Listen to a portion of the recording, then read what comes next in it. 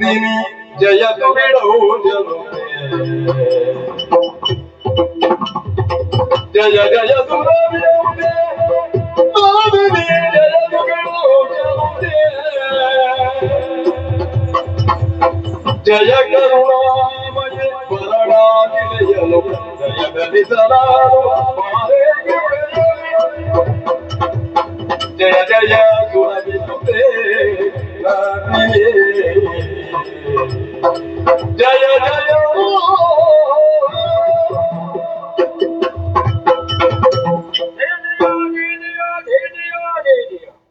ಸುರಭಿಸುತೆಯಾದಂತಹ ನಂದಿನಿಯೇ ನಿನ್ನ ಅಡಿದಾವರೆಗಳ ಶಿರವನ್ನು ಬಾಗಿದನಮ್ಮ. ಮಾತಾ ರುದ್ರಾಣಾಂ ದುಹಿತಾವಸೂನಾಂ ಸಸಾದಿತ್ಯಾನಾಂ ಅಮೃತಸ್ಯ ರಾಗಿ ಗವಾಮಂಗೇಶು ತಿಷ್ಟಂತೆ ಭುವನಾನಿ ಚತುರ್ದಶ ಹೀಗೆನ್ನುವ ಹಾಗೆ ಗೋವುಗಳ ಕುರಿತಾಗಿ ಬಲ್ಲವರಾಡಿದಂತಹ ಮಾತು ಅದನ್ನು ಅಂಗೀಕರಿಸಿದವನು ನಾನು. ಕರೆಯಲ್ಲುಳ್ಳಂತಹ ಜಾಬಾಲಿ ನಾಮಕನಾದಂತಹ ನಾನು ಕರ್ಮಜೀವಿಯಾಗಿ ನನಗರಿತ ರೀತಿಯಿಂದ ನಿನಗೆ ಪೂಜನವನ್ನು ಮಾಡಿದನು. ಪ್ರಸನ್ನನಾಗುವೆ. ಜಾಬಾಲಿ ಮುನಿಗಳೇ, ಅಮ್ಮ, ಭೂಲೋಕದಲ್ಲಿರುವ ತಾವು ಸ್ವರ್ಗವನ್ನೇರಿದಿರಿ. ನನ್ನ ಬಳಿಗೆ ಬಂದು ಅರ್ಚಿಸಿದಿರಿ, ಪೂಜಿಸಿದಿರಿ, ಭಜಿಸಿದಿರಿ, ಸಂತುಷ್ಟಳಾಗಿದ್ದೇನೆ. ಆದರೆ ಅಕಾರಣದಿಂದ ನೀವು ಸ್ವರ್ಗಕ್ಕೆ ಬರುವವರಲ್ಲ. ಈ ಹಿಂದೆ ನೀವು ಬಂದವರೇನು ಸರಿ, ಆದರೆ ನಿಮ್ಮ ಕಾರ್ಯವೇನಾದರೂ ಇದ್ದರೂ ಅದು ದೇವೇಂದ್ರನಲ್ಲಿ. ಈ ಹೊತ್ತಿಗೆ ನನ್ನ ಬಳಿಗೆ ಬಂದಿರಿ, ಏನು ಕಾರಣ ಬಂದಿರಿ? ಅವನೇ ಕಳಿಸಿ ಇಲ್ಲಿಯ ತನಕ ಬರಬೇಕಾಯ್ತಮ್ಮ. ಯಾಕೆ? ನಂದಿನಿ, ನನ್ನ ಮಾತು ಕೇಳಮ್ಮ. ನೀನು ಏನದು? ಆವರಿಸಲಿಕ್ಕೆ ಘೋರತರ ಕ್ಷಾಮ ಸುಂದರಿಯ ನೋಡಿದೆ, ನೊಂದು ಬೆಂದೆ. ಇದಕ್ಕೊಂದು ಪರಿಹಾರವಾಗಬೇಕಲ್ಲ ಎನ್ನುವುದಕ್ಕಾಗಿ ದೇವೇಂದ್ರನಲ್ಲಿಗೆ ಬಂದೆ. ಸರಿ, ನಮ್ಮವರ ಕರ್ಮದೋಷದ ಫಲವಾಗಿ ಮಳೆ ಬಾರದೆ ಇದ್ದದ್ದರಿಂದ ಉಂಟಾದ ದುರ್ಭಿಕ್ಷ ಹೋಗಲಾಡಿಸಬೇಕು ಅಂತಾದ್ರೆ ದೇವತಾ ಪ್ರಸನ್ನತೆಯಾಗಬೇಕು. ದೇವತೆಗಳು ಪ್ರಸನ್ನಗೊಳ್ಳುವುದು ಯಜ್ಞಯಾಗಾದಿಗಳ ಹವಿಸನ್ನು ಕೊಟ್ಟಾಗ. ಯಾಗ ಮಾಡಬೇಕಾದ್ರೆ ಬೇಕಾಗಿಲ್ಲ. ಹಾಗಾದ್ರೆ ಏನು ಮಾಡೋಣ? ನಮಗೂ ನಿಮಗೂ ಕೊಂಡು ಪಟ್ಟುಕೊಳ್ಳುವಂತ ಒಂದು ಕ್ರಮ ಇದ್ದದ್ದರಿಂದ ದೇವೇಂದ್ರನನ್ನು ಭೇಟಿಯಾಗಿ ಮನ ಕರಗುವಂತೆ ವಿಸ್ತರಿಸಿ ಕಾಮಧೇನವನ್ನು ಅಪೇಕ್ಷಿಸಿದ ಕಾಲಕ್ಕೆ ಅವಳ ಅನುಪಸ್ಥಿತಿಯನ್ನು ವಿಸ್ತರಿಸಿ ಅವಳ ಮಗಳಾದಂತಹ ನಂದಿನಿ ಇದ್ದಾಳೆ, ಬರ್ತಾಳೆ, ಕರ್ಕೊಂಡು ಹೋಗಿ ನಿಮ್ಮ ಕ್ರಮದ ಹಾಗೆ ಅಂತ ಮಾಡಿದ. ಆದ್ದರಿಂದಲೇ ಇಲ್ಲಿಯ ತನಕ ಬಂದು ಅರ್ಚನೆಯನ್ನು ಕೈಯುತ್ತೇನೆ. ನಿನ್ನ ಪ್ರಸನ್ನತೆ ಕಂಡಾಗ ಸಮಾಧಾನವಾಯಿತು.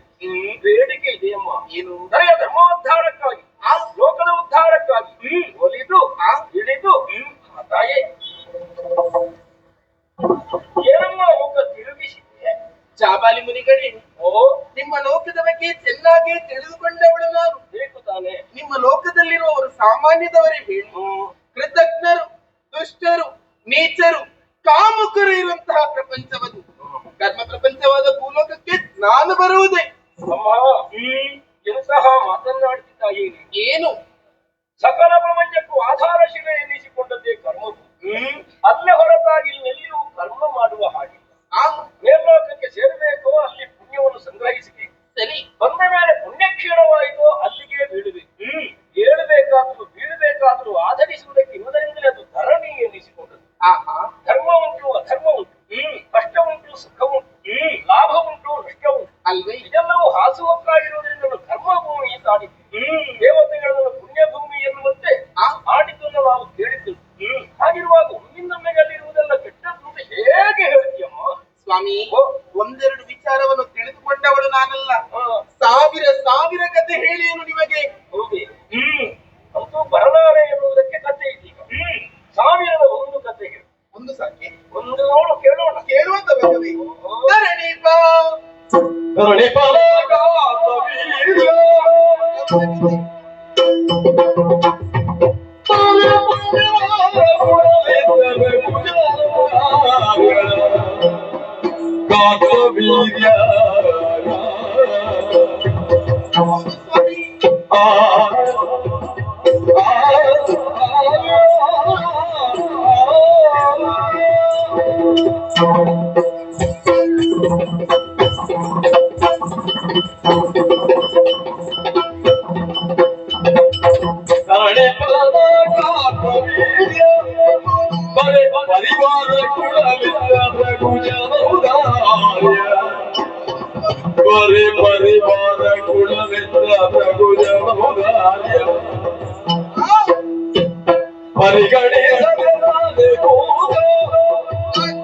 ಪರಿಗಣಿಸದೆ ಗುರುಗಳ ತಲೆಗೆ ಬಾಲೆನು ನಾಮಯೋಗ ಅಂತ ಗುರುಳನ ತಲೆಗೆ ಬಾಲೆನು ನಾಮಯೋಗ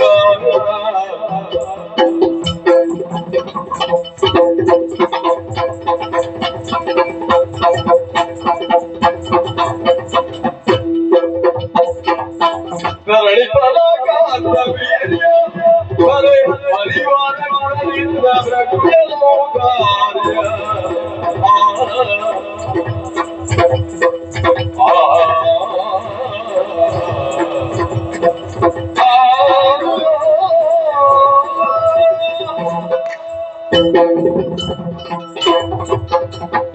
ಸ್ವಾಮಿ, ನಿಮ್ಮ ಪ್ರಪಂಚದಲ್ಲಿ ಒಬ್ಬರಿಗಾದ ಶಿಕ್ಷೆ ಮತ್ತೊಬ್ಬರಿಗೆ ಶಿಕ್ಷಣವಾಗಬೇಕಿತ್ತು. ಆದರೆ ಒಂದು ಘಟನೆ ನಡೆದ ಮೇಲೆ ಮತ್ತೊಮ್ಮೆ ಯಥಾ ಘಟನೆಯನ್ನು ಅನುಸರಿಸಿಕೊಂಡು ಹೋದವರು ಇದ್ದಾರೆ ಸ್ವಾಮಿ. ಈ ಹಿಂದಕ್ಕಾದರೂ ವಸಿಷ್ಠರಾಶ್ರಮದಲ್ಲಿ ನಾವಿರುವಂತಹ ವೇಳೆಗೆ ಕೌಶಿಕನು ಅವರ ಬಳಿಗೆ ಬಂದು ದೇವದೇನು ಆಗಿರುವ ನಂದಿನಿಯಾದ ನಿನ್ನನ್ನು ಸೆಳೆಯುವುದಕ್ಕೆ ಮುಂದಾದ. ಅದರಿಂದ ನಡೆದಂತಹ ಘನವಾದ ಘಟನೆಯನ್ನು ನೀವು ನೆನಪಿಸಿಕೊಳ್ಳಿರಿ. ಆ ವಿಚಾರವನ್ನು ಅರಿತುಕೊಂಡ ಮೇಲೂ ಅದರ ನಂತರದಲ್ಲಿ ಒಬ್ಬ ಮೆರೆಯುವುದಕ್ಕೆ ಮುಂದಾದ. ಯಾರು? ಧರಣೀಪ ಕಾರ್ತವೀರ್ಯ. ಕೃತವೀರ್ಯನು ಸುತನಾಗಿ ಹುಟ್ಟುವಂತಹ ಹೊತ್ತಿಗೆ ಬಾಹುಗಳನ್ನು ಕಳೆದುಕೊಂಡವ. ದತ್ತಾತ್ರೇಯರ ಅನುಗ್ರಹದಿಂದ ಇದನ್ನು ಪಡೆದುಕೊಂಡ. ಇಷ್ಟಕ್ಕೆ ಮುಗಿಯಲಿಲ್ಲ ಸ್ವಾಮಿ. ಬ್ರಾಹ್ಮಣ ವಿರೋಧಿಯಾಗಿ ಮೆರೆದಂತಹ ಹೊತ್ತಿಗೆ ಅವನಿಗೆ ಮರಣ ಎನ್ನುವ ವಿಚಾರವನ್ನು ತಿಳಿದಿದ್ದ. ಕಾಲಕ್ರಮೇಣದಲ್ಲಿ ಮೃಗಬೇಟೆಗೆಂದು ಅರಣ್ಯಕ್ಕೆ ತೆರಳಿದವನು ಸಣ್ಣ ಪರಿವಾರವನ್ನು ಕೂಡಿಕೊಂಡು. ಆದರೆ ಮೃಗಬೇಟೆಯ ನಂತರ ಪಕ್ಕದಲ್ಲೇ ಇದ್ದಂತಹ ಜಮದಗ್ನಿ ಮಹರ್ಷಿಗಳ ಆಶ್ರಮಕ್ಕೆ ಭೇಟಿಯನ್ನು ನೀಡಿದ. ಬಂದವರನ್ನು ಸತ್ಕರಿಸಬೇಕಾದದ್ದು ಮುನಿಯ ಧರ್ಮ ಎಂದು ತಿಳಿದುಕೊಂಡ ಜಮದಗ್ನಿ ಮಹರ್ಷಿಗಳು ಅಷ್ಟೂ ಸೇನೆಗೆ ಮಿತವಾದ ಹೊತ್ತಿನಲ್ಲಿ ಹಿತವಾದ ಭೋಜನವನ್ನು ಅಮಿತವಾದ ಸೇನೆಗೆ ಸಿದ್ಧಪಡಿಸಿದರು. ಭೋಜನವನ್ನು ನೀಡಿದರು. ಭೋಜನವನ್ನು ಉಂಡರು. ಅವರಿಗೆ ಕೃತಜ್ಞರಾಗಿ ಅರಮನೆಯನ್ನು ಸೇರಬೇಕಿತ್ತು. ಅಲ್ಲಿಗೆ ಮುಗಿಯಲಿಲ್ಲ. ಅವನ ಮನದಲ್ಲಿ ಒಂದು ಪ್ರಶ್ನೆ ಮೂಡಿತು. ಜಿಜ್ಞಾಸೆಯ ಪ್ರಶ್ನೆ. ಇಷ್ಟು ಮಂದಿಗಳಿಗೆ ಈ ಆಶ್ರಮದಲ್ಲಿ ಈ ಹೊತ್ತಿಗೆ ಸಿದ್ಧವಾದ ಭೋಜನ ಯಾವ ರೀತಿ ಎನ್ನುವ ಹಾಗೆ ಮುನಿಗಳಲ್ಲಿ ಪ್ರಶ್ನಿಸಿದ. ಮುನಿಗಳು ಸಬಲೆನ್ನುವಂತಹ ದೇನುವಿನಿಂದ ಸಕಾರವಾಯಿತು ಎನ್ನುವ ಹಾಗೆ ಉತ್ತರವನ್ನು ನೀಡಿದರು. ಇದನ್ನು ಕೇಳಿದ ಮೇಲೂ ಅರಮನೆಯನ್ನು ಸೇರಬೇಕಿತ್ತು. ಆದರೆ ಇವ ಏನು ಮಾಡಿದ? ಸುಮ್ಮನಿರಲಿಲ್ಲ ಸ್ವಾಮಿ. ಕೇಳಿ, ಭೋಜನವನ್ನು ಸ್ವೀಕರಿಸಿ ಕೈಯ ಪರಿಮಳವು ಮಾಸಿ ಹೋಗ್ಲಿಕ್ಕಿಲ್ಲ. ಅಷ್ಟರ ಒಳಗೆ ಇವನ ಮನದಲ್ಲಿ ಮತ್ತೊಂದು ದುರಾಂಕಾರದ ವರ್ತನೆ ಪ್ರಾರಂಭವಾಯಿತು. ಹೌದು ಸ್ವಾಮಿ. ಆ ದೇನು ಏನಿದ್ದರೂ ಅರಮನೆಯಲ್ಲಿರಬೇಕು, ಇಲ್ಲೇ ಇರಬಾರದು ಎನ್ನುವಂತಹ ಕಾರಣವನ್ನು ನೀಡುವುದರ ಮುಖೇನವಾಗಿ ದೇವದೇನುವನ್ನು ಸೆಳೆಯುವುದಕ್ಕೆ ಮುಂದಾದ. ನೋಡಿ, ಪರಿಮಳ ಮಾಸಿ ಹೋಗ್ಲಿಲ್ಲ. ಅದರ ಮುನ್ನವೇ ಉಂಡ ಮನೆಗೆ ಎರಡು ಬಗೆದಂತಹ ದುಷ್ಟರಿರುವಂತಹ ಪ್ರಪಂಚವದು ಸ್ವಾಮಿ. ಆದ್ದರಿಂದ ಸಾಮದಿಂದಲೇ ನಿಮ್ಮಲ್ಲಿ ಹೇಳುತ್ತಾ ಇದ್ದೇನೆ, ಅಂತಹ ದುರುಳರಿರುವ ಲೋಕಕ್ಕೆ ನಾ ಬರಲಾರಿ. ನಾ ಬರೆಯಲು ಸಾಮದಿಂದ ಒಳ್ಳೆಯ ಕ್ರಮದಿಂದ ಬರುವುದಿಲ್ಲ ಅಂತ ನೀನಾಡಿ. ಹೌದು ಸ್ವಾಮಿ. ಕಾರಣವಾದಕ್ಕೆ ಕೆಟ್ಟವರು ತೋರಿಸಿದ್ದೀನಿ. ಈಗ ನಾನು ಒಳ್ಳೆಯವರಿದ್ದನ್ನು ಸ್ಥಾಪಿಸಿದರೆ ಬರಬಹುದಲ್ಲ. ಯಾರಿದ್ದ? ಎಂತೆಂತ ಮೃತರ ವ್ಯಕ್ತಿಗಳಿರಲಿಲ್ಲ. ಏನು? ನಿಮ್ಮ ಸುರಪದ ಶಿಷ್ಯತ್ವ ವಹಿಸಿ ಕಡೆಯಲಿ ಕಯಾದು ಕೂಡಲೇ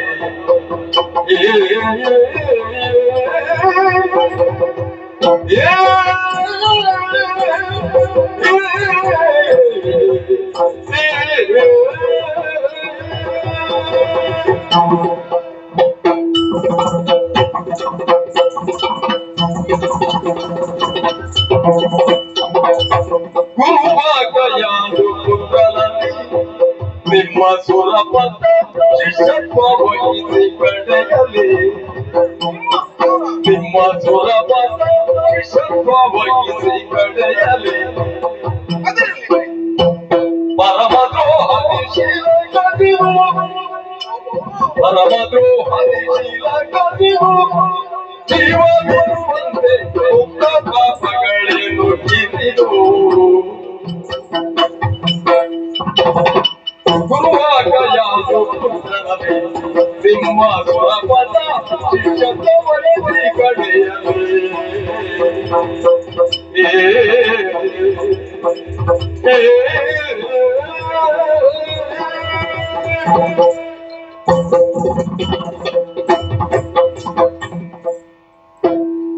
ಧರಣಿಪರಾದವನು ರಕ್ಷಣೆಯನ್ನು ಮಾಡಬೇಕಾದವ ಅದರ ಹೊರತಾಗಿ ಭಕ್ಷಣೆಯ ಕಾರ್ಯಕ್ಕೆ ಕೈ ಇಕ್ಕಿದ ಕಾರ್ತಿವೀರ್ಯ ಮಾಡಿದ್ದು ತಪ್ಪು ಹೌದಮ್ಮ. ಹಾಗೆಂದು ಅಪರಾಧಿಗೆ ಬದುಕಿದ್ದಾಗಿರುವಲ್ಲ, ಅಪರಾಧಕ್ಕೆ ಶಿಕ್ಷೆಯಾಗಿ ಸರಿ. ಪದ್ಧತಿ ಏನು ಗೊತ್ತು? ಏನು?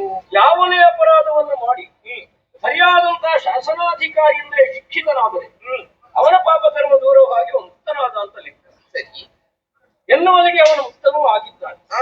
ಎಂದೋ ನಡೆದ ಒಂದು ಪ್ರಕರಣವನ್ನು ಇಂದು ಬರುವುದಿಲ್ಲ ಅಂತ ಹೇಳುತ್ತಿ. ಆ ಪ್ರಕರಣ ಯಾಕೆ ನೋಡುತ್ತಿ? ಮತ್ತೆ ಯಾವುದು? ಅದಕ್ಕಿಂತ ಗುರುತರವಾದಂತಹ ವ್ಯಕ್ತಿ ಅಲ್ಲಿ ಬದುಕಿದ್ದಂತಹ ಪ್ರಕರಣವನ್ನು ನೋಡಬಹುದಲ್ಲ.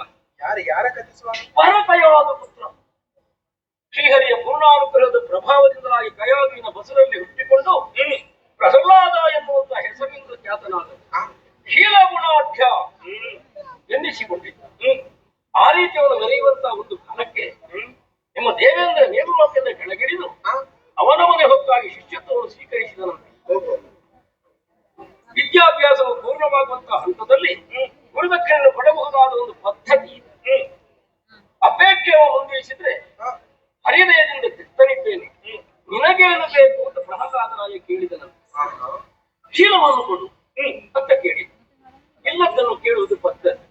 ದೇವೇಂದ್ರ ಶೀಲವಂತನಲ್ಲವೆಂದು ಆರೋಪಿಸಲ್ಪಟ್ಟೆ ಅಲ್ಲಳೆಯಲ್ಲ. ಹಾಗಾದ್ರೆ ಏನಕ್ಕೆ ಅವನಲ್ಲಿ ಇರಕೂಡದು ಅಂತ ಅದನ್ನು ಪಡೆದ ಹಾಗಾಗಿ ಅವನು ಇರಕೂಡದೆಂದು ತನಗೆ ಬೇಡವಾದನ್ನು ತಾನು ಪಡೆಯುತ್ತಾನೆ ಅನ್ನುವುದರ ಅರ್ಥ ಏನು ಗೊತ್ತಾ? ಶೀಲವನ್ನು ಅಪಹರಿಸುವುದು. ಯಾಕೆ ಅಪಹರಿಸಿದ ಅಂತ ಯೋಚನೆ ಮಾಡಿದ್ರೆ ಒಂದು ಪೂರ್ವ ಸಿದ್ಧತೆಯಿಂದಲೇ ಬಂದದ್ದಿರಬೇಕು. ಪರಿಣಾಮ ಏನಾಯ್ತು? ಶೀಲಗುಣವಿದ್ರೆ ಮಾತ್ರ ಅವ ಸಜೀವ, ಅಲ್ಲವಾದ್ರೆ ಅವನು ನಿರ್ಜೀವನಾದ ಹಾಗೆ ಅವನ ಮನೆ ಹೊಕ್ಕು ಅವನನ್ನು ಜೀವಚ್ಛವನ್ನಾಗಿಸಿ ಬಂದ. ನೀನು ಹೇಳಿದ ಪ್ರಕರಣದಲ್ಲಿ ಏನು ಅವ ಒಂದು ಶಾಪಗ್ರಸ್ತ. ಇಲ್ಲಿ ದೇವೇಂದ್ರನ ಕಿರೀಟದ ಒಂದು ಮುತ್ತು ಕೂಡ ಕೆಳಗೆ ಬೀಳಲಿಲ್ಲ. ಅಲ್ಲದೆ ಅವನು ವೇಷ ಬರೆಸಿ ಹೋದ. ಯಾಕೆ ಬ್ರಾಹ್ಮಣ ವೇಷದಲ್ಲಿ ಹೋದ? ಹಾಗಾದ್ರೆ ಇವನು ಪೂರ್ವ ಸಿದ್ಧತೆ ಹೌದು ಅಂತ ಆಯ್ತು. ನೀ ಮಾಡಿದ ಮಾತಿನ ಪ್ರಕಾರದಂತೆ ಇದು ಪೂರ್ವ ಸಿದ್ಧತೆಯೇ ಹೌದು. ಯಾಕೆ ಪ್ರಹ್ಲಾದನಲ್ಲಿರುವಂತಹ ಶೀಲಗುಣದಿಂದಲಾಗಿ ದೇವಲೋಕದಲ್ಲಿದ್ದಂತಹ ಸಂಪತ್ತುಗಳೆಲ್ಲ ತೆರೆಗಿಳಿಯುವುದಕ್ಕೆ ಪ್ರಾರಂಭವಾಯಿತು. ದೇವಲೋಕದ ಸಂಪತ್ತುಗಳು ಏನಿದ್ದರೂ ಸ್ವರ್ಗಲೋಕದಲ್ಲೇ ಇರಬೇಕು. ಇದನ್ನು ಯೋಚಿಸಿದಂತಹ ದೇವೇಂದ್ರ ತನ್ನ ಪದವಿಗಿರುವಂತಹ ಹೊಣೆಗಾರಿಕೆಯನ್ನು ಅರ್ಥವಿಸಿಕೊಂಡು ಆ ರೀತಿ ವೇಷ ಮರೆಸಿ ಹೋದದ್ದು. ಮತ್ತೆ ವೇಷ ಹಾಕಿ ಹೋಗುವುದಕ್ಕೂ ಬಲವಾದ ಕಾರಣವಿದೆ. ನೇರವಾಗಿ ದೇವೇಂದ್ರ ಹೋಗಿ ದಾನವನ್ನು ಕೇಳುವುದಕ್ಕಾಗುವುದೇ? ಹಾಗಾಗುವುದಿಲ್ಲ. ಆದರೆ ಬ್ರಾಹ್ಮಣರಿಗೆ ದಾನ ಕೇಳುವಂತಹ ಹಕ್ಕಿದೆ ಅಲ್ವೇ? ದೇವತೆಗಳಿಗೆ ಬೇಡುವ ಹಕ್ಕಿಲ್ಲ, ಕೊಡುವ ಹಕ್ಕು. ಹೌದು. ಇದನ್ನು ಅರ್ಥವಿಸಿಕೊಂಡಂತಹ ದೇವೇಂದ್ರ ಆ ರೀತಿ ಬ್ರಾಹ್ಮಣ ವೇಷಧಾರಿ ಹೋಗಿ ಶೀಲವನ್ನು ಪಡೆದು ಬಂದ. ಅದಕ್ಕೆ ಹೆಸರು ಬಂದದ್ದು. ಹೇಗೆ? ಪ್ರಹ್ಲಾದ ಶೀಲಾಪಹಾರಕ. ಪರೋಕ್ಷ ವೇಷದ ಮೂಲಕವಾಗಿ ಹೋದ್ದರಿಂದಲೇ ಹೆಸರು ಬಂದವನು. ಹೇಗೆ? ನೇರ ಹೋದದಿದ್ರೆ ಹಾಗೆಲ್ಲ ಆಗ್ತಿರ್ಲಿಲ್ಲ. ಈಗ ಆಯ್ತಪ್ಪ ಅವನಲ್ಲಿ ಶೀಲ ಹೆಚ್ಚು ಉಂಟು ಅಂದ್ರೆ ಅವನಿಂದ ಹೆಚ್ಚಿನ ಶೀಲ ಇವ ಸಂಪಾದನೆ ಮಾಡುವುದನ್ನು ಈಗ ಅವನಲ್ಲಿದ್ದದನ್ನು ಕಸಿದುಕೊಳ್ಳುವುದು. ಅದು ಹಾಗಾಗುವುದಿಲ್ಲ. ಯಾಕೆ? ವಿಚಾರ ಇರುವುದು ಹೇಗೆ? ಹೇಗೆ? ದೇವಲೋಕದ ಸಂಪತ್ತುಗಳು ದೇವಲೋಕದಲ್ಲಿ ಇರಬೇಕು. ಅವನ ಶೀಲ ಸೈನ್ಯದ ದುಂಟು ನೀನು ಆಡಿದ್ದೀಯ. ಮತ್ತೊಂದು ವಿಚಾರವನ್ನು ಹೇಳಬಹುದು. ಹೇಗೆ? ಈಗ ಪ್ರಹ್ಲಾದ ಒಬ್ಬ ಅದರಿಂದ ಸಂತೋಷದಿಂದ ಇರುವುದಾದ್ರೆ ಅದನ್ನು ಬಿಡಬಹುದಿತ್ತು. ಆದರೆ ಅದು ದುರುಪಯೋಗಗೊಳ್ಳುವುದ ಕಾರಣದಿಂದಲಾಗಿ ದೇವೇಂದ್ರ ಅಲ್ಲಿ ಹೋಗಬೇಕಾಯಿತು. ಪ್ರಹ್ಲಾದ ಒಬ್ಬ ಒಳ್ಳೆಯವನಿದ್ರೆ ಸಾಕಾಗುದಿಲ್ಲ. ಅವನ ಜೊತೆಯಲ್ಲಿರುವಂತಹ 100 ಮಂದಿಗಳು ಕೆಟ್ಟವರಿರುವ ಕಾರಣ ಆ ರೀತಿ ಮಾಡಿದ್ದು. ಮತ್ತೆ ದೇವೇಂದ್ರ ಯಾವುದನ್ನು ಯೋಚಿಸದೆ ಮಾಡಿದ್ದಲ್ಲ ಸ್ವಾಮಿ. ಹಾಗಾದ್ರೆ ಯೋಚಿಸಿ ಮಾಡಿದ್ದು ಅನ್ನುವುದನ್ನು ಒಪ್ಪಿಕೊಳ್ಳೋಣ. ಹೌದು. ನಿನಗೆ ಈಗಲೂ ಬರುವುದಕ್ಕೆ ದಾರಿ ಉಂಟು. ಯಾವುದು? ದೇವೇಂದ್ರನಿಗೆ ದಾನ ಕೊಟ್ಟಂತಹ ಗುರುತರವಾದಂತಹ ವ್ಯಕ್ತಿ ಪ್ರಹ್ಲಾದ ಬದುಕಿದ ನಾಡು ಎನ್ನುವುದಕ್ಕಾಗಿ ಬಾ. ಏನು? ವಲಯ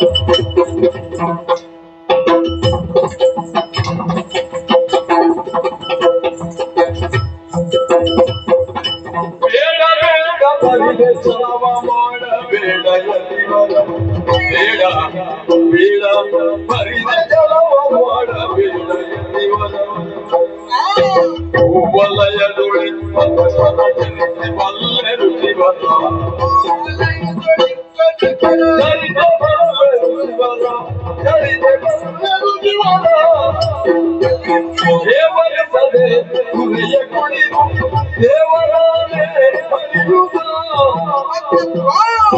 ದೇವರಿಸದೆ ಕುರಿಯ ಕುಡಿದು ದೇವರಾನೆ ಹರಿಯುತ್ತ ದೇವರಾನೆ ಹರಿಯುತ್ತ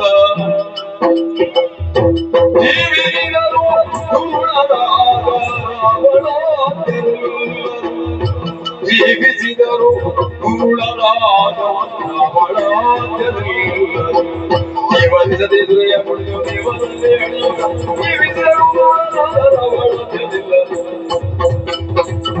ಬೇಡ ಬೇಡ ಬರುವೆ ಚಲವ ಮಾಡಬೇಡ ಜೀವನ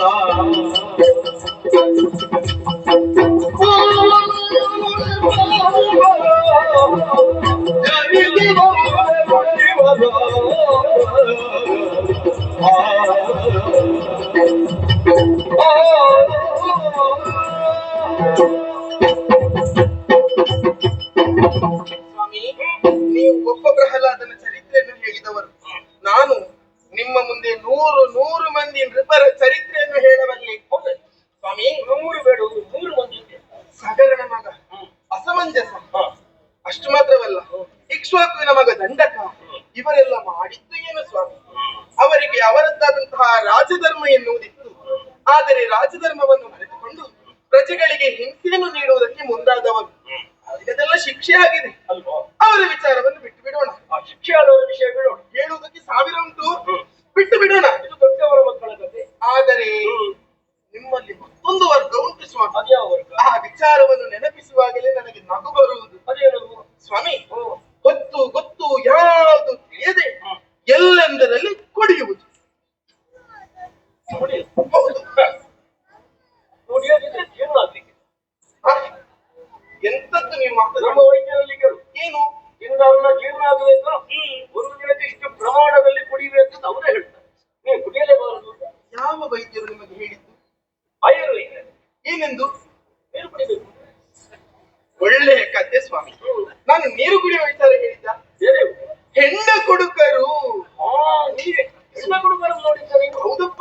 ಯಾರು ಅವರು? ಆ ಕುಡುಕರ ವಿಚಾರವನ್ನು ಕೇಳಿದರೆ ಎಲ್ಲಿಯಾದ್ರೂ ಕುಡಿಯುವುದಕ್ಕೆ ಸಾಕಾಗದಿದ್ದರೆ ಏನು ಮಾಡ್ತಾರೆ? ತನ್ನ ಕೈಯಾರೆ ಯಾವ ಹೆಂಡತಿಯ ಕೊರಳಿಗೆ ಮಾಂಗಲ್ಯವನ್ನು ಕಟ್ಟಿರುತ್ತಾರೋ ಆ ಕರಿಮಣಿಯನ್ನೇ ಕಸಿದುಕೊಂಡು ಅದನ್ನು ಮಾರಾಟ ಮಾಡಿ ಅದರವರೆಗೆ ಕುಡಿಬೇಕು. ಒಟ್ಟಿನಲ್ಲಿ ಕುಡಿಯುವಂತಹ ಚಟ. ಕುಡಿಯುವುದು ಒಂದು ದುಶ್ಚಟ ಅಲ್ವೇ? ಕುಡಿದು ಸುಮ್ಮನಿರ್ತಾರ, ಮತ್ತೆ ಎಲ್ಲೆಂದರಲ್ಲಿ ದಾರಿ ಮಧ್ಯದಲ್ಲಿ ಬಿದ್ದುಕೊಳ್ಳುವುದು. ಇದು ಮೈ ಮರೆತರ ಹಾಗೆ. ಅಲ್ಲಿಗೆ ಮುಗಿಯಲಿಲ್ಲ. ಮತ್ತೆ ಮತ್ತೊಂದವರ ವಿಚಾರ ಉಂಟು. ಹೇಗೆ? ದೇವರನ್ನೇ ಬಾಯಿಗೆ ಬಂದ ಹಾಗೆ ಜರಿಯುವುದಕ್ಕೆ ಮುಂದಾಗುವುದು. ದೇವರನ್ನೇ ಹಳಿಯುವ, ದೇವರನ್ನೇ ಹಡಿಯುವಂತಹ ಕುಡುಕರಿರುವಂತಹ ಪ್ರಪಂಚ ಸ್ವಾಮಿ. ಕುಡಿದರೆ ಬುದ್ಧಿಷ್ಠಿರ ಇರ್ತದ ತಾಯಿ ಅಲ್ವೇ? ಎಲ್ಲಕ್ಕೂ ದೇವರನ್ನು ಹಣೆ ಮಾಡಿದ್ರು. ಕುಡಿಯ ಬುದ್ಧಿ ಕೊಟ್ಟದ್ದೇ ದೇವರು. ಅಂತವರೆಲ್ಲ ಇರ್ತಾರೆ ಅಲ್ಪ ಬುದ್ಧಿಯವರು. ಕುಡಿಯುವುದವರು ದೂರ ದೇವರಿಗೆ. ಹೌದಪ್ಪ. ಜಾಬರಿ ಮನೆಗೆ ನೀನ್ ಯಾಕೆ ಕುಡಿಯುವವರನ್ನು ನೋಡುದು? ಕಾರಣ ಕುಡಿಯದವರನ್ನು ನೋಡು. ಇವರಿಗೆಲ್ಲರಿಗೂ ಪ್ರೇರಣೆಯನ್ನು ಕೊಟ್ಟವರು ಬರೀತಾರೆ. ಅದ್ಯಾವುದು? ಅವ ಸಾಮಾನ್ಯನಲ್ಲ, ರಾವಣ. ಹೌದು, ಜೀವಿಸಿದರು ಅಂತಹ ದುರುಳರು ರಾವಣಾದಿ ದೈತ್ಯರು. ಹಾಗಾಗಿ ಅಂತರು ಕುಡುಕರಿರುವಂತಹ ಪ್ರಪಂಚಕ್ಕೆ ಸ್ವರ್ಗ ಲೋಕದ ನಂದಿನಿ ನಾನು ಬರುವುದೇ. ನಿನಗೆ ಅಲ್ಲೇ ಕಾಣ್ತದೆ ಅಲ್ವಾ? ಕಂಡತನ್ನೇ ಹೇಳಿದ್ದು. ಇಲ್ಲೇ ಕಾಣುವುದಿಲ್ವಾ? ಯಾರಿದ್ದಾರೆ? ಇಂದಕ್ಕೆ ಹೋದ ಸುರಳ ಕುಡಿದು ಇವನು ಧನ ಇದಿರಿಸಿ ಇವನು ಧನ ಇದಿರಿಸಿ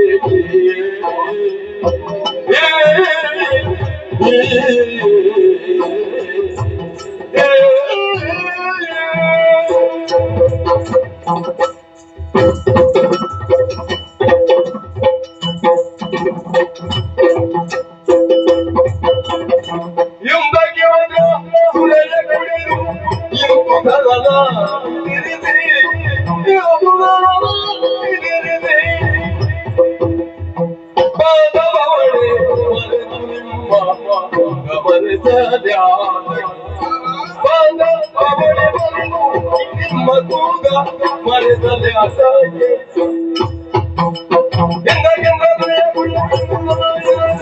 ಬಾದವಳೆ ಮರೆತು ನಿಮ್ಮ ಕೂಗ ಮರೆಸದೆ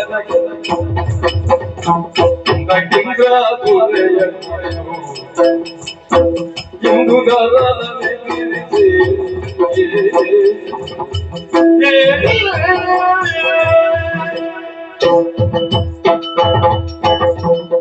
ಕೃತಯುಗದ ಕಥೆ ಆಯಿತು. ಅದು ದಾಟಿ ನೀನು ತ್ರೇತಾಯುಗದ ವಿಷಯ ಮಾತಾಡಲಿಕ್ಕೆ ಹೊರಟು. ಹೌದು.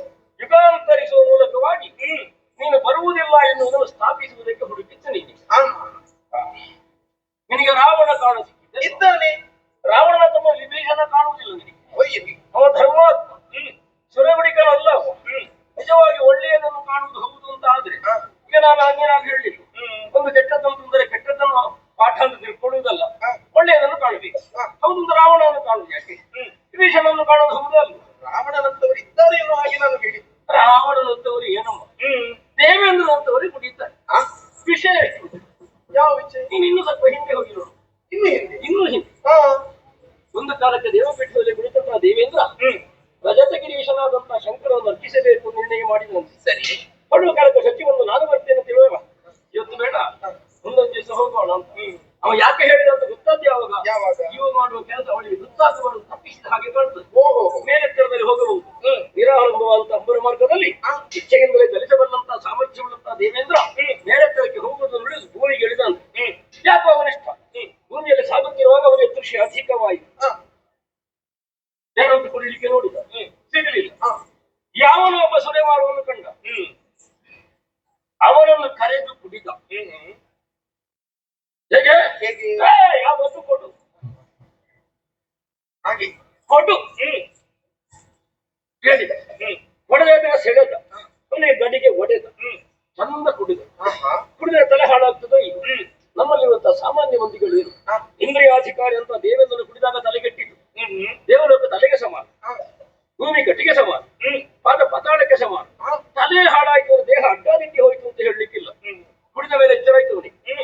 ಹೋಗ್ಬೇಕಾದ ಈಶ್ವರನ ಸಭೆಗೆ ಏನು ಮಾಡೋಣ, ಹೋರಾಡಿಕೊಂಡು ಹೋದರಂತೆ. ಹೋಗಿ ಶಂಕರವನ್ನು ಕಂಡ. ಕಂಡಾಗಲೇ ಅವನ ತಲೆ ತಿರುಗಿತು. ಬಾಯಿಗೆ ಬಂದಂತೆ ಆಡಿದ ಅಂತ ಒಂದು ಸುದ್ದಿ ಉಂಟು. ಕೊನೆಗೆ ಕೈ ಆಯುಧವನ್ನೆತ್ತಿ ಅವನ ನೆತ್ತಿಗೆ ಬಾರಿಸುವುದಕ್ಕೆ ಹೊರಟ. ಸಮುದ್ರವತನ ಕಾಲದಲ್ಲಿ ಯಾವನು ಸಹಾಯಿಯಾಗಿದ್ದಾನೋ, ಯಾರು ಕರುಣೆಯಿಂದ ಅನುಗ್ರಹಿಸಿದ್ದಾನೋ ಅಂತ ಶಂಕರನ ತಲೆಗೆ ಬಡಿಯಲಿಕ್ಕೆ ಹೊರಟ. ಇಂದುದರಾಣಿಯ ತೋರಿಸಿದ. ಅವ ಹಣೆಗಣ್ಣು ಬಿಟ್ಟು ಸುಡುವುದಕ್ಕೆ ಹೊರಟ.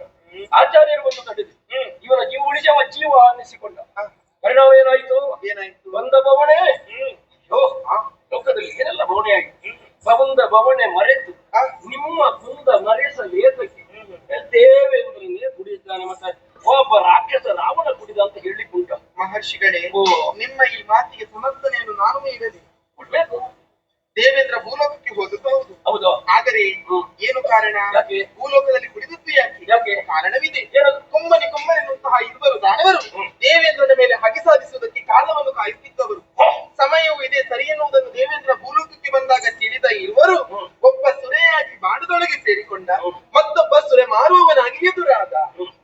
ದೇವೇಂದ್ರನಿಗೆ ದೃಶ್ಯ ಅಧಿಕ ಆಯಿತು. ಹಾಗಾಗಿ ಕುಡಿಯುವುದಕ್ಕೆ ಏನೂ ಇಲ್ಲದ ಹೊತ್ತಿಗೆ ಸುರೆಯನ್ನು ಕುಡಿಯುವಂತಹ ಪರಿಸ್ಥಿತಿ ಅವನಿಗೆ ಒದಗಿದ್ದು ಹೌದು.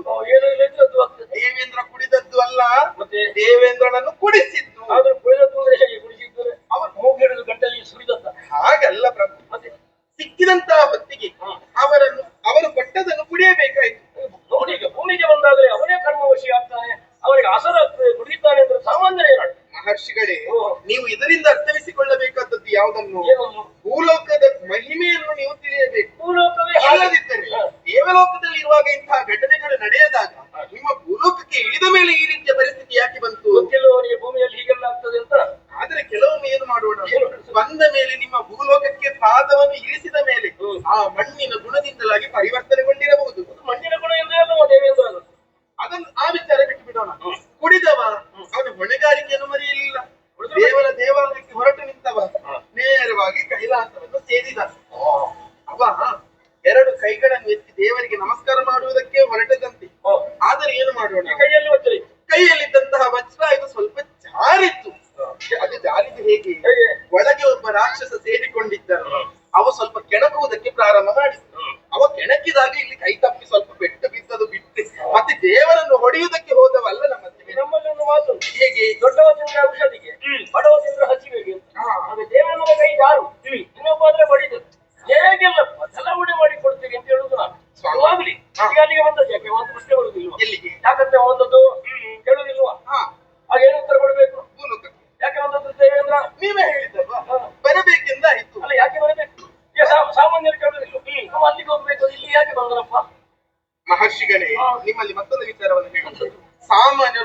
ಕೇಳುವಂತಹ ಪ್ರಶ್ನೆಗಳು ಅಷ್ಟಿಷ್ಟು ಅಲ್ಲ. ಅದಕ್ಕೆ ತಲೆ ಕಾಲು ಎನ್ನುವುದೇ ಇರುವುದಿಲ್ಲ.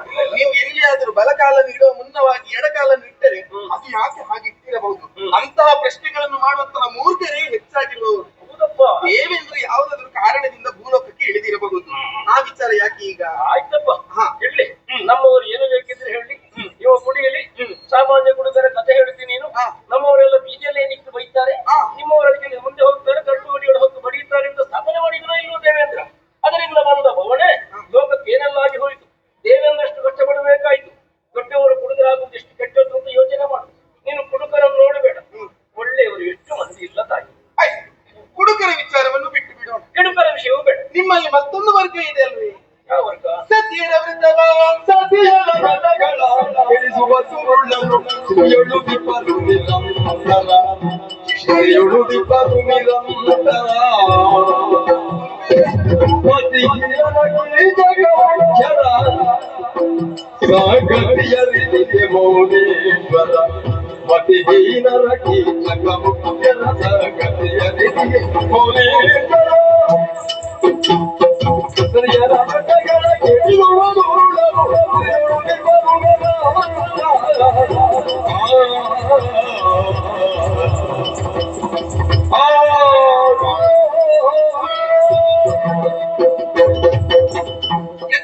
ಪೂಜಂತೆ ರಮಂತೆ ತತ್ರ ದೇವತಾ ಎನ್ನುವ ಹಾಗೆ ಶ್ರುತಿಗಳ ಲೋಕದಲ್ಲಿ ಸಾರಿಗೆ.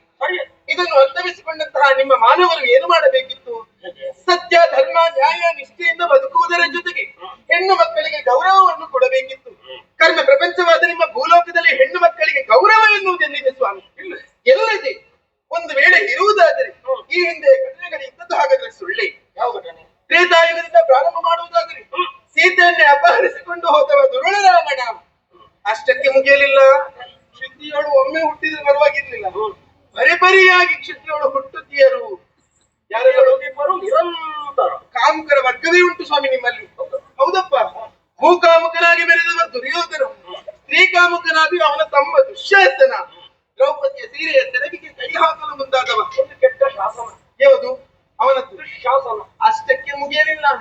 ತನ್ನ ಅಕ್ಕನ ದಾಸಿಯನ್ನೇ ಬಯಸಿದವ ದುರುಳ ಕೀಚಕ, ಮತಿಹೀನ ಅಲ್ವೇ? ಅವನಿಗೆ ಮುಂದೆ ಏನಾಗ್ತದೆ ಅಂತ ಗೊತ್ತಿಲ್ಲ. ಅಂತಹ ಮತಿಹೀನರು, ಅಂತಹ ದುರುಳರು, ಅಂತಹ ಕಾಮುಕರಿರುವಂತಹ ಪ್ರಪಂಚಕ್ಕೆ ದೇವದೇವವಾಗಿರುವ ನಾನು ಬಂದೆ ಎಂದಾದರೆ ನನ್ನ ಮಾನಕ್ಕೆ ಎಲ್ಲಿಯಾದರೂ ಧಕ್ಕೆ ಬಂದರೆ ನಾ ಬರಲಾರೆ ಸ್ವಾಮಿ. ನೀನು ಹಿಂದೆ ಬಂದಿದ್ದೆ. ಯಾವುದು? ಪ್ರತಿಷ್ಠಾಶ್ರಮಕ್ಕೆ ಬರಲಿಲ್ಲ. ಅದನ್ನೇ ಹೇಳಿದ್ದು.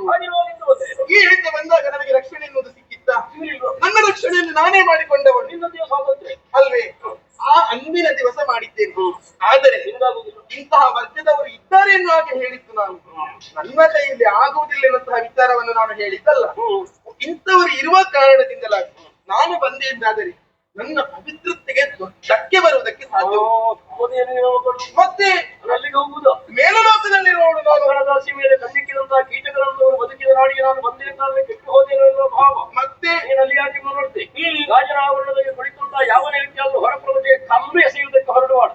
ಅಲ್ಲಿದ್ದವ ಪ್ರತಿಕ್ರಿಯೆಯಾಗಿ ಒಂದು ಕಲ್ಲು ಎಸೆದ್ರೆ ಗಾಜು ಗುಡಿ ಆಗ್ತದೆ, ಒಳಗಿದ್ದವನಿಗೆ ನೋವಾಗ್ತದೆ. ನೀನು ಮಾಡಿದ್ದೇನೆ ಗೊತ್ತೋ? ಅಲ್ಲಿಗೆ ಕಲ್ಲು ಬಿಸಾಡ್ಲಿಕ್ಕೆ ಹೊರಡೋದು. ಈಗ ಒಳಗೆ ಬಂತ ಅವರು ಬಿಸಾಡು ಹೇಗೆ ಬಿಸಾಡಬೇಕಂತ ಆ ಕಡೆಗೆ ನಾನು. ಯಾವುದು? ನಿನಗೆ ಗೌತಮ ನರಸಿಂಹ ಕಥೆ ಗೊತ್ತಿಲ್ಲ.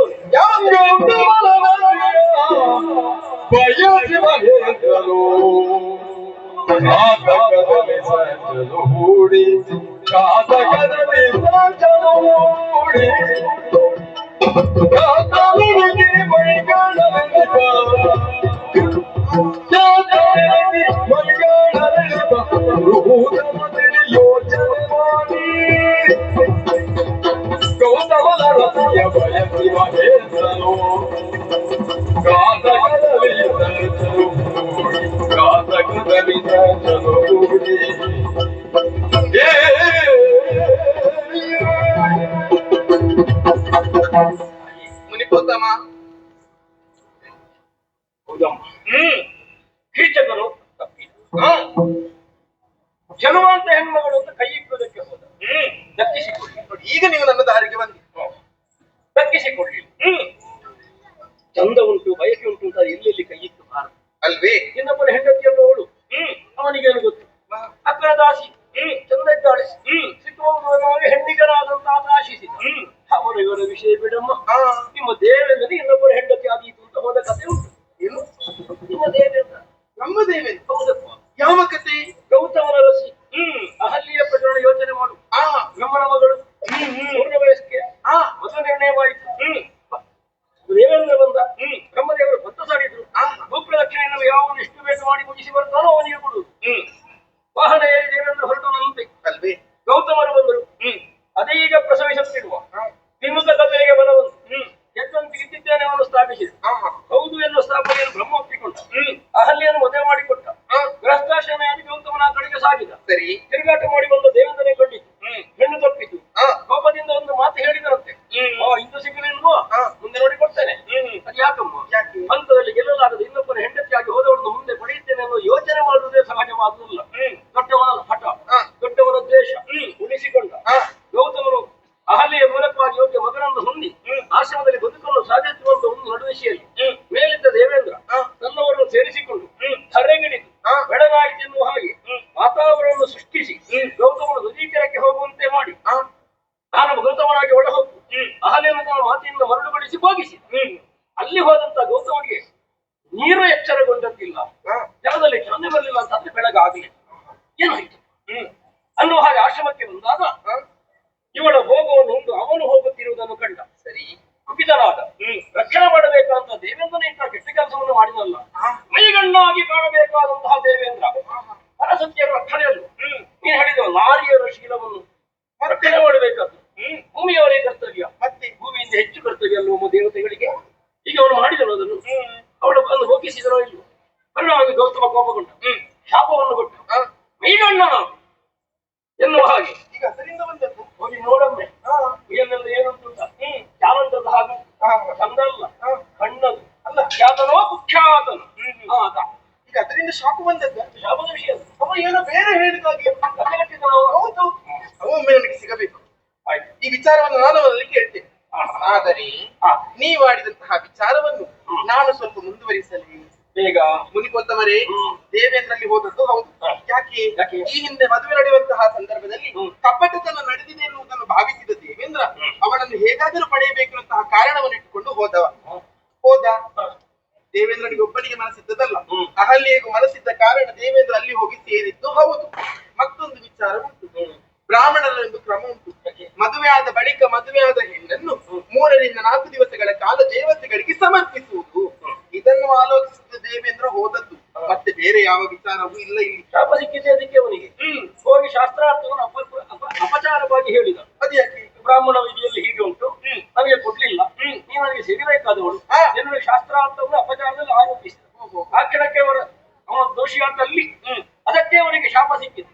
ನಿಜಾರ್ಥವನ್ನು ವಿರೋಧಿಸಿ ಹೇಳಿ ಅವಳನ್ನು ಮೋಹಗೊಳಿಸಿದ. ಯೋಚನೆ ಮಾಡಮ್ಮ, ಅವಳಿಗೆ ಅವರ ಸುಂಟು ಇಲ್ಲ, ಅದು ಪ್ರಧಾನ ಅಲ್ಲ. ಅವಳು ದೇವೇಂದ್ರ ಮಟ್ಟ ಓದಿದ್ದ ಅಷ್ಟೇ ಇರು.